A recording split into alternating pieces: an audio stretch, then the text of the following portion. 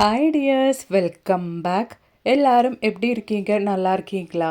இன்றைக்கி நம்ம வீடியோவில் நம்ம பார்க்க போகிறது நம்ம வீட்டில் எல்லோருமே செய்யக்கூடிய ஒரு பிரேக்ஃபாஸ்ட்டு தான் இந்த ஒரு புட்டு.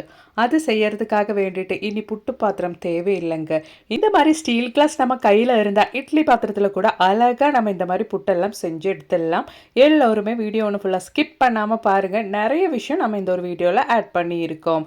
அப்போ நம்மளோடது முதல் டிப்பு பார்த்துடலாங்க. அதுக்காக வேண்டிட்டு ராகி புட்டு பவுடர் தாங்க, இன்ஸ்டன்ட் புட்டு பவுடர் தான் வாங்கியிருக்கேன். அதில் தேவையான அளவுக்கு மெதுவான சூடாக இருக்கிற தண்ணி ஊற்றி தேவையான அளவுக்கு உப்பு சேர்த்து நம்ம இந்த மாதிரி புட்டுக்கான பதத்துக்கு ரெடி பண்ணி எடுத்துக்கலாம்.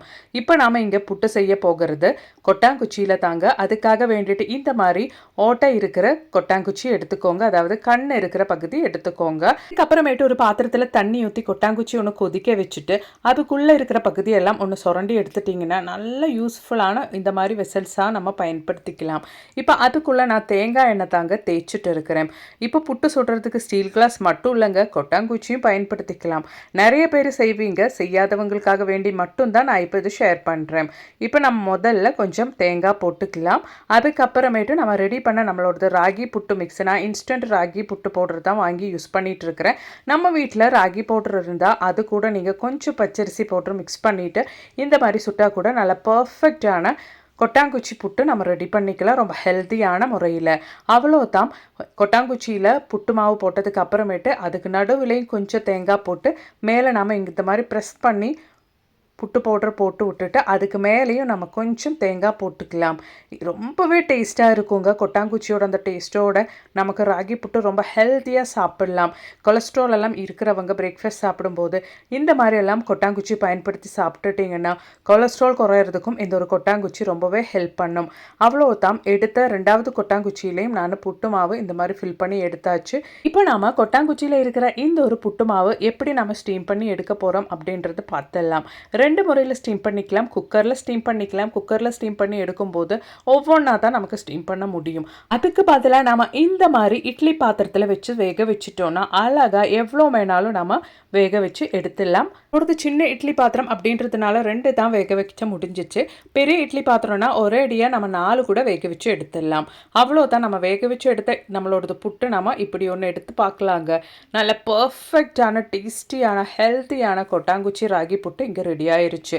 கண்டிப்பாக குழந்தைங்களுக்கு இனி பிரேக்ஃபாஸ்ட் எல்லாம் செஞ்சு கொடுக்கும்போது அப்படி இல்லைன்னா டின்னருக்கெல்லாம் நீங்கள் குக் பண்ணும்போது இந்த மாதிரி ஒரு முறை செஞ்சு பாருங்கள். அதோட டேஸ்ட்டும் வெரைட்டியாக இருக்கும். கொலஸ்ட்ரால் இருக்கிறவங்களுக்கு இந்த மாதிரி கொட்டாங்குச்சியிலலாம் குக் பண்ணி கொடுக்கறது அவ்வளோ நல்லதுங்க கொலஸ்ட்ரால் குறையிறதுக்கு. கண்டிப்பாக ட்ரை பண்ணி பாருங்கள். பிடிச்சிருந்தா மறக்காம ஒன்று லைக் பண்ணுங்கள். இப்போ இனி நமக்கு நம்மளோடது அடுத்த டிப் ஒன்று பார்த்துடலாம். இப்போ வெக்கேஷன் எல்லாம் முடிஞ்சு ஸ்கூல் ஓப்பன் ஆகிற டைம் ஆயிடுச்சு. வெக்கேஷன் முடிஞ்சாலே காலையில் நம்ம குக் பண்ணும்போது ஹரிபரியாக தான் பிரேக்ஃபாஸ்ட்டு அவங்களுக்கு லஞ்ச் எல்லாம் நம்ம ப்ரிப்பேர் பண்ணணும். அந்த மாதிரி இருக்கிற பட்சத்தில் எல்லோருக்குமே பிடிச்ச இந்த ஒரு பூரி காலையில் டைம் எனக்கிட்டு நமக்கு நெகத்தி எடுக்கிறதுக்கு ரொம்பவே கஷ்டம். அப்படி இல்லாமல் ஒரு வாரத்துக்கு தேவையான பூரிக்கான மாவு நம்ம அழகாக இந்த மாதிரி கூட செஞ்சு எடுத்துடலாம். அதுக்காக வேண்டிட்டு பூரிக்கு நீங்கள் எப்போவுமே மாவு பிசைஞ்சு நெகத்துற மாதிரி நெகத்தி எடுத்துக்கோங்க. கொஞ்சம் சின்ன சைஸாக இருந்தால் உங்களோட இட்லி பாத்திரத்தோட அந்த தட்டோட சைஸுக்கு நீங்கள் பூரிக்கான மாவு நெகத்தி எடுத்துக்கோங்க. அதுக்கப்புறமேட்டு இட்லி பாத்திரத்தில் நம்ம இந்த மாதிரி வச்சு கொடுத்துட்டு ஸ்டீம் பண்ணி எடுத்தால் போதுங்க. 2 வாரம் வரைக்கும் நமக்கு பிரேக்ஃபாஸ்ட்டுக்கு நினச்ச டைமுக்கு பூரி எடுத்து அழகாக நம்ம எண்ணெயில் போட்டு எடுத்துடலாம். அதுக்காக வேண்டிட்டு காலையில் நேரம் இல்லாத டைமில் நம்ம மாவு பிசைஞ்சு பூரிக்கான மாவெல்லாம் உருட்டி நெகத்தி எடுக்கணுன்ட்டு அவசியமே கிடையாதுங்க. நம்ம இந்த மாதிரி ஒரு முறை உங்களுக்கு டைம் இருக்கும்போது செஞ்சு வச்சுட்டா 2 வாரத்துக்கான பூரி நம்ம அழகாக தேவைப்படும் போது நம்ம சுட்டு எடுத்துடலாம், குழந்தைங்களுக்கும் கொடுத்துடலாம். அவ்வளோதான். பாருங்கள், பூரிக்கான மாவு இட்லி பாத்திரத்தில் வச்சாச்சு.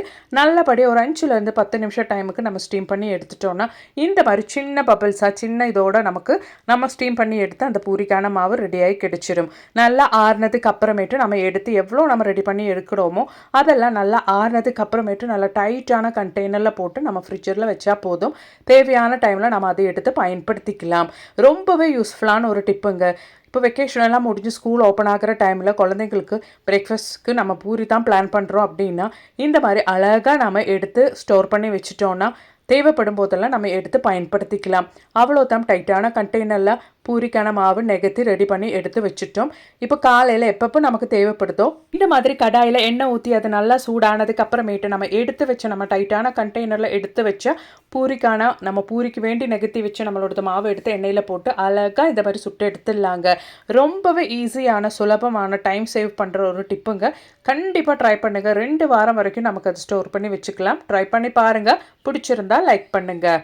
இனி ரொம்பவே ஹெல்த்தியான சியா சீட்ஸ் ட்ரிங்கோட டிப்பு தாங்க நம்ம பார்க்க போகிறோம். பெனிஃபிட்ஸ் தான் பார்க்க போகிறோம். அதுக்காக வேண்டிட்டு இளம் சூடான தண்ணி எடுத்தாச்சு. அதில் நம்ம இப்போ போட போகிறது சியா சீட்ஸ் தாங்க.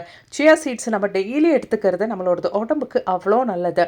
அதுவும் லியூக்வார்ம் வாட்டரில் நம்ம சியா சீட்ஸ் போட்டு எடுத்துட்டோன்னா வித்தின் மினிட்ஸ்லேயே நமக்கு அது நல்லா ஊறி வந்துடும். அவ்வளோதான். இந்த ஒரு ஸ்பூன் அளவுக்கு நம்ம டெய்லி எடுத்துக்கலாம். ஒரு ஆள் ரெகுலராக இந்த ஒரு ஸ்பூனில் 1 ஸ்பூன் அளவுக்கு சியா சீட்ஸ் குடிக்கிறது அவ்வளோ நல்லதுங்க.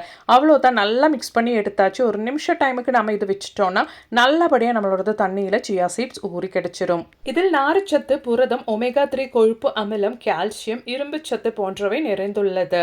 அது மட்டும் இல்லைங்க, நார்ச்சத்து அதிகம் இருப்பதால் மலச்சிக்கலை குறைக்கவும் உதவுகின்றன. வயிறு நிறைந்த உணர்வு தருவதால் அதிகமாக சாப்பிடுவதை குறைக்கலாம். கால்சியம் மற்றும் மக்னீசியம் இருப்பதால் எலும்புகளுக்கும் நல்லது. அவ்வளோதான். நம்மளோட சியா சீட்ஸ் நல்லா ஊறிடுச்சுங்க. ஒமேகா 3 கொழுப்பு அமிலம் இதய நலத்திற்கு பயனுள்ளதாக கருதப்படுகிறது. ஆன்டி ஆக்சிடென்ட்கள் இருப்பதால் சருமம் மற்றும் முடி ஆரோக்கியமாக இருக்கவும் உதவுகிறது. அவ்வளோதான். இந்த ஒரு சியா சீட்ஸ் நல்லா ஊறி வந்ததுக்கு அப்புறமேட்டு ஒரு 1/4 டீஸ்பூன் அளவுக்கு லெமன் ஜூஸும் நம்ம அதில் சேர்த்துக்கலாம். இந்த ஒரு ஜூஸ், அதாவது இந்த ஒரு சியா சீட்ஸ் ட்ரிங்க் நம்ம ரெகுலராக எடுத்துகிட்டு வந்துட்டோம்னா அவ்வளோ நல்லதுங்க நம்மளோட உடம்புக்கு. உங்களுக்கு காலையில் எம்டி ஸ்டொமக்கில் எடுக்கிறதுக்கு கஷ்டமாக இருந்தால் பிரேக்ஃபாஸ்ட் எல்லாம் சாப்பிட்டு அந்த கேப்பில் ஒரு 11 மணிக்கு டைமுக்கு கூட நீங்கள் இது குடிச்சிட்டு வந்தால் போதுங்க. அவ்வளோ நல்ல பெனிஃபிட்ஸ் இருக்குது நம்மளோட உடம்புக்கு. கண்டிப்பாக இந்த ஒரு ஸ்பூனில் 1 ஸ்பூன் அளவுக்கு சியா சீட்ஸ் ரெகுலராக நீங்கள் எடுத்துக்கிறதுக்கு பார்த்துக்கோங்க. கண்டிப்பாக ட்ரை பண்ணுங்க. பிடிச்சிருந்தா மறக்காம ஒன்று லைக் பண்ணுங்க.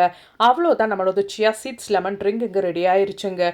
ரெகுலராக நம்ம எடுத்துகிட்டு வர்றதுனால உடம்புல இருக்கிற பாதி நோய்கள் நமக்கு இல்லாமல் போயிருங்க. கண்டிப்பாக இது ஒரு நல்ல ஒரு ஹேபிட்டாக நீங்கள் எடுத்து வந்து பாருங்கள். உங்களுக்கே உங்கள் உடம்புல இருக்கிற வித்தியாசம் தெரிய வரும். அப்போ இனி நம்ம தம்ப்நெயிலில் பார்த்த மாதிரி ஸ்டீல் கிளாஸில் எப்படி நம்ம புட்டு செய்ய போகிறோம் அப்படின்றத பார்த்துடலாம். அதுக்காக வேண்டிட்டு ஸ்டீல் கிளாஸில் நம்ம கொஞ்சம் கோகனட் ஆயில் ஊற்றிடலாம். நம்ம எடுக்கும்போது ஒட்டாமல் வர்றதுக்காக வேண்டிட்டு. அதுக்கப்புறமேட்டு நம்ம புட்டுக்கு தேவையான கோகனட், கிரேட் பண்ண கோகனட் தாங்க நம்ம சேர்த்து கொடுக்க போகிறோம். அது கொஞ்சம் கொஞ்சமாக நம்ம போட்டுக்கலாம். கோகனட் ஆயில் போட்டுட்டு நீங்கள் அப்படியே விட்டுறாதீங்க. கிளாஸு முழுவதும் நம்ம கேக்குக்கெல்லாம் நம்ம தேய்ச்சி கொடுக்குற மாதிரி தேய்ச்சி கொடுத்துக்கலாம். அதுக்கப்புறமேட்டு புட்டுக்கான மாவு நம்ம இந்த மாதிரி ப்ரெஸ் பண்ணி கிளாஸ்க்குள்ளே போட்டுக்கலாம்.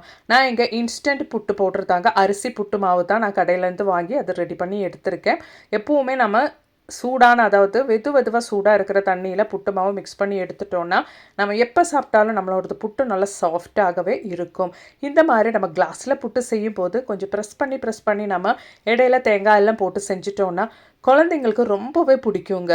இந்த ஒரு அரிசி புட்டில் நான் சர்க்கரை மிக்ஸ் பண்ணல. சர்க்கரை மிக்ஸ் பண்ணிக்கலாம். அப்படி இல்லைனா நாட்டு சர்க்கரை கூட மிக்ஸ் பண்ணிவிட்டு நீங்கள் இந்த மாதிரி கிளாஸில் புட்டு செஞ்சு குழந்தைங்களுக்கு கொடுத்துட்டிங்கன்னா குழந்தைங்க ரொம்ப விரும்பி சாப்பிடுவாங்கங்க. இப்போ ஸ்கூலெல்லாம் ஓப்பன் ஆகிற டைம் அப்படின்றதுனாலே அவங்களுக்கு ஈவினிங் ஸ்நாக்ஸ் கூட நீங்கள் இந்த மாதிரி ரெடி பண்ணி கொடுத்துட்டிங்கன்னா அவங்களும் வெரைட்டியாக விரும்பி சாப்பிட்ருவாங்க. அவ்வளோதான். ஸ்டீல் கிளாஸில் நல்லா ப்ரெஸ் பண்ணி நம்ம மாவு சேர்த்தாச்சு. அதுக்கு மேலேயும் கொஞ்சம் கோகனட் நம்ம போட்டுக்கலாம். இனி இன்னொரு கிளாஸ்லேயும் நம்ம மாவு நல்லா ரெடி பண்ணி எடுத்தாச்சு. அதுக்கப்புறமேட்டு நம்ம இந்த மாதிரி ஒரு ஸ்டீமரில் தான், அதாவது இட்லி பாத்திரத்தில் ஸ்டீமரில் வச்சுக்கலாம். இல்லைன்னா அந்த இட்லி தட்டில் கூட நீங்கள் இந்த மாதிரி போட்டுட்டு வேக வச்சு எடுத்துக்கலாம். நான் இப்போது இட்லி பாத்திரத்தில் ஸ்டீமரில் தான் இந்த மாதிரி வேக வைக்க போகிறேன். அவ்வளோதான். கரெக்டான ஷேப்பில் நம்மளோட மாவு நமக்கு கிடச்சிருச்சு. இனி இட்லி பாத்திரத்தில் அந்த தண்ணி நல்லா கொதித்து சூடானதுக்கு அப்புறமேட்டு இந்த மாதிரி டைரெக்டாக இட்லி பாத்திரத்தில் வச்சு வேக வச்சு எடுத்துடலாங்க. வித்தின் மினிட்ஸில் ரொம்பவே டேஸ்டியான இந்த மாதிரி கிளாஸ் ஷேப்பில் இருக்கிற புட்டு நமக்கு ரெடியாகி கிடைக்கும். குழந்தைங்களும் பார்க்குறதுக்கு ரொம்ப நல்லா இருக்குது அப்படின்றதுனால பிடிச்சி சாப்பிடுவாங்கங்க. கண்டிப்பாக நீங்களும் வீட்டில் ட்ரை பண்ணி பாருங்கள். ரொம்பவே பர்ஃபெக்டாக நம்மளோட ஸ்டீல் கிளாஸ் புட்டு இங்கே ரெடி ஆயிருச்சு. நான் இங்கே 2 புட்டு தான் செய்கிறேன் அப்படின்றதுனால தான் ஸ்டீமர் பயன்படுத்துகிறேன். நீங்கள் ஒரு 5, 6, 7, 8 புட்டெல்லாம் செய்கிறீங்க அப்படின்னா இட்லி தட்டிலேயே நீங்கள் இந்த மாதிரி கமழ்த்தி செஞ்சிடலாம். கண்டிப்பாக இந்த ஒரு வீடியோ உங்களுக்கு ரொம்பவே பயனுள்ளதாக இருந்திருக்கும்னு நான் நினைக்கிறேன். வீடியோ பிடிச்சிருந்தா லைக் பண்ணுங்கள். அதோடவே உங்கள் ஃப்ரெண்ட்ஸ் அண்ட் ஃபேமிலி கூட ஷேர் பண்ணி சப்போர்ட் பண்ணுங்கள். இதெல்லாம் தெரிஞ்சவங்க இந்த ஒரு வீடியோ ஸ்கிப் பண்ணிக்கோங்க. தெரியாதவங்களுக்கு வேண்டி மட்டும்தான் நான் இந்த ஒரு வீடியோ ஷேர் பண்ணியிருக்கேன். தேங்க்ஸ் ஃபார் வாட்சிங்.